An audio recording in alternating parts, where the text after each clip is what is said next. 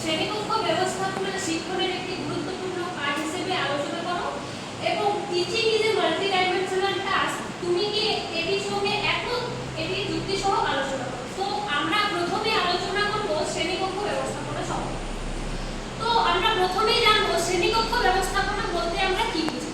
শ্রেণীকক্ষ ব্যবস্থাপনা হলো এমন একটি পরিকল্পিত ও সংগঠিত প্রক্রিয়া যার মাধ্যমে শিক্ষক শ্রেণীকক্ষের পরিবেশ, শিক্ষার্থীদের আচরণ, সময় ব্যবস্থাপনা, শিক্ষণ সহায়ক উপকরণ ব্যবহার ইত্যাদি বিভিন্ন কাজকে সুষ্ঠুভাবে পরিচালনা করে থাকেন এবং যাতে সক্রিয়ভাবে শিক্ষণ শিক্ষণ প্রক্রিয়াটি সম্পন্ন হয় তার পদক্ষেপ নিয়ে থাকে। এরপর আমরা জানবো শ্রেণীকক্ষ ব্যবস্থাপনা কেন গুরুত্বপূর্ণ। তো প্রথমে রয়েছে অনুকূল পরিবেশ সৃষ্টি। একটি সুশৃঙ্খল শ্রেণীকক্ষের মধ্যে শিক্ষক এবং শিক্ষার্থীদের মধ্যে ইতিবাচক সম্পর্ক গড়ে ওঠে, যার ফলে শিক্ষার্থীরা পাঠ গ্রহণে আগ্রহী হয় এবং একটি সক্রিয় এবং কার্যকর শিক্ষণ শিক্ষণ পরিবেশ গড়ে ওঠে। এরপর আমার দ্বিতীয় গুরুত্ব হচ্ছে সক্রিয় অংশগ্রহণ। অর্থাৎ উপযুক্ত শ্রেণীকক্ষ ব্যবস্থাপনার মাধ্যমে শিক্ষক শিক্ষার্থীদের আলোচনা, প্রশ্নোত্তর, প্রকল্প ভিত্তিক কাজ ইত্যাদির মাধ্যমে শিক্ষার্থীদের সক্রিয় অংশগ্রহণকে সুনিশ্চিত করে থাকে। সময়ের সুষ্ঠু ব্যবহার। সময়ের সুষ্ঠু ব্যবহার বলতে সময় হলো শিক্ষণ প্রক্রিয়ার একটি গুরুত্বপূর্ণ সম্পদ। তো একটি শ্রেণীকক্ষ যদি সুনির্দিষ্টভাবে পরিচালিত হয় তাহলে অপ্রয়োজনীয় বিশৃঙ্খলা এড়ানো যায় এবং শিক্ষার্থীদের যে আমরা পাঠদান করবো সেটি নির্ধারিত সময়ের মধ্যে সম্পন্ন করা যায়। Next slide. এরপর রয়েছে গণতান্ত্রিক পরিবেশ। অর্থাৎ শ্রেণীকক্ষে শিক্ষার্থীরা একে অপরের সঙ্গে মত বিনিময়, সহযোগিতা, দলগত কাজ ইত্যাদির মাধ্যমে তাদের মধ্যে গণতান্ত্রিক চেতনা বিকাশ ঘটে। একটি ছাত্রত্ব মানব। অর্থাৎ আমরা জানি যে প্রত্যেক শিক্ষার্থীর শেখার গতি বা আগ্রহ সব ভিন্ন ভিন্ন হয়। তো শিক্ষক তাদের এই বৈচিত্র্যটাকে মাথায় রেখে তাদের প্রত্যেকের যে চাহিদা সেই অনুযায়ী পাঠকে পরিচালনা করবেন বা সেই পাঠ চালনার পদ্ধতিটা নির্ধারণ করবেন। অন্তর্ভুক্তিমূলক শিক্ষা।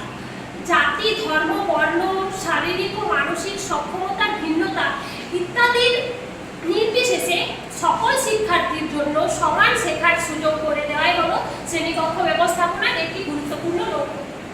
এরপর আমি আমার দ্বিতীয় বিষয়ে আসছি, শিক্ষণ একটি বহুমাত্রিক কাজ। হ্যাঁ, আমি এই বক্তব্যের সঙ্গে একমত, কারণ একজন শিক্ষকের কাজ কেবলমাত্র বিষয় সম্পর্কে জ্ঞান ব্যাখ্যা করা নয়, এছাড়াও তিনি বহুবিধ গুরুত্বপূর্ণ কার্য সম্পাদন করে থাকেন। তো শিক্ষাবিদ গেজ এবং স্মিথের মধ্যে শিক্ষণ হলো এমন একটি আন্তঃব্যক্তিক প্রক্রিয়া যার মাধ্যমে শিক্ষার্থীদের মধ্যে কাঙ্ক্ষিত পরিবর্তন আনা যায়। তারা শিক্ষণকে 4টি প্রধান মাত্রাতে বিভক্ত করেছেন: জ্ঞানীয় মাত্রা, মনস্তাত্ত্বিক মাত্রা, সামাজিক ও নৈতিক মাত্রা এবং প্রযুক্তিগত মাত্রা। আমরা প্রথমে আলোচনা করব জ্ঞানীয় মাত্রা সম্পর্কে। প্রথমেই জ্ঞানীয় মাত্রায় রয়েছে পরিকল্পনাকারী। অর্থাৎ একজন শিক্ষক একজন পরিকল্পনাকারী হিসেবে কাজ করেন।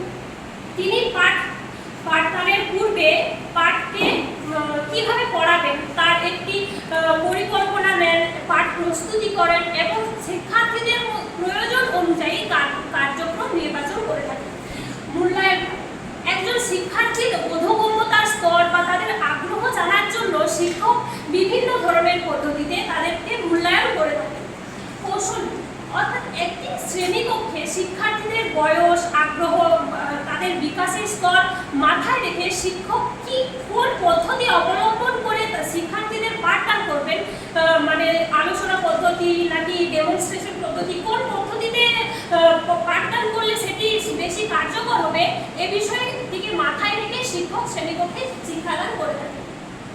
এরপর রয়েছে মনস্তাত্ত্বিক মাত্রা। প্রেরণা দাতা। অর্থাৎ একজন শিক্ষক উৎসাহ, প্রেরণা এবং পুরস্কার সহ নানা ইতিবাচক কার্যকলাপের মাধ্যমে শিক্ষার্থীদের শেখার আগ্রহকে বৃদ্ধি করে এবং তাদের শ্রেণীকক্ষে সক্রিয় অংশগ্রহণকে সুনিশ্চিত করে থাকে। পরামর্শদাতা। আমরা জানি যে বয়ঃসন্ধিকালে একজন শিক্ষার্থীর যে বিভিন্ন মানসিক চাপ বা আত্মবিশ্বাসের অভাব ইত্যাদি বহুবিধ সমস্যায় তারা থাকে। তো এই সময় একজন শিক্ষক একজন বন্ধু ও পরামর্শদাতা হিসেবে তাদের পাশে থাকে। সমস্যা নির্ণয়, যেসব শিক্ষার্থীরা শেখার ক্ষেত্রে বিভিন্ন সমস্যার সম্মুখীন হয়ে থাকে, শিক্ষক তাদের সেই সমস্যাকে শনাক্ত করেন এবং উপযুক্ত সমাধান তাদেরকে দেন। এর ফলে যেসব শিক্ষার্থীরা শ্রেণীকক্ষে পিছিয়ে থাকে তাদেরও অগ্রগতি সুনিশ্চিত করা সম্ভব হয়। এরপর রয়েছে সামাজিক ও নৈতিক মাত্রা। অন্তর্ভুক্তিমূলক শিক্ষা, আমরা আগেই জেনেছি যে জাতি ধর্ম বর্ণ নির্বিশেষে সকল শিক্ষার্থীর জন্য সমান শেখার সুযোগ করে দেওয়াই হলো শিক্ষকের একটি অন্যতম কাজ। নৈতিক শিক্ষা অর্থাৎ আমরা জানি যে একটি ক্লাসরুম হচ্ছে এই classroom is a miniature of society. তো একটি শ্রেণীকক্ষের মধ্যে আমরা সততা, সহকর্মিতা, মানবিকতা ইত্যাদি একজন শিক্ষার্থীর মধ্যে বিকাশ করানোর ক্ষেত্রে শিক্ষক একটি গুরুত্বপূর্ণ ভূমিকা পালন করে থাকে। গণতান্ত্রিক মূল্যবোধ, আমরা প্রথমেই জেনেছি যে শ্রেণীকক্ষের মধ্যে দলগত কাজ, প্রকল্প ভিত্তিক কাজ ইত্যাদি বিভিন্ন কাজের মাধ্যমে শিক্ষার্থীদের মধ্যে গণতান্ত্রিক মূল্যবোধের বিকাশ ঘটে থাকে। চতুর্থটি হচ্ছে প্রযুক্তিগত মাত্রা। আমরা জানি যে বর্তমান ডিজিটাল যুগে একটি প্রযুক্তিগত প্রযুক্তি ব্যবহার করা ছাড়া একটি কার্যকর শিক্ষণ পরিকল্পনা করা যায় না। যেমন আমরা এই পাওয়ারপয়েন্ট প্রেজেন্টেশন বা অ্যানিমেশন ভিডিও বা অনলাইন ক্লাস আইসিটির বিভিন্ন উপকরণ ব্যবহারের মাধ্যমে শিক্ষাকে আরো শিক্ষার্থী কেন্দ্রিক ও আকর্ষণীয় করে তুলতে পারি।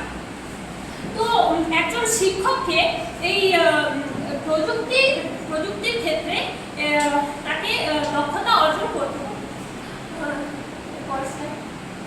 পরিশেষে বলা যায় যে শ্রেণীকক্ষ ব্যবস্থাপনা হলো শিক্ষণ প্রক্রিয়ার একটি গুরুত্বপূর্ণ ও অপরিহার্য অংশ।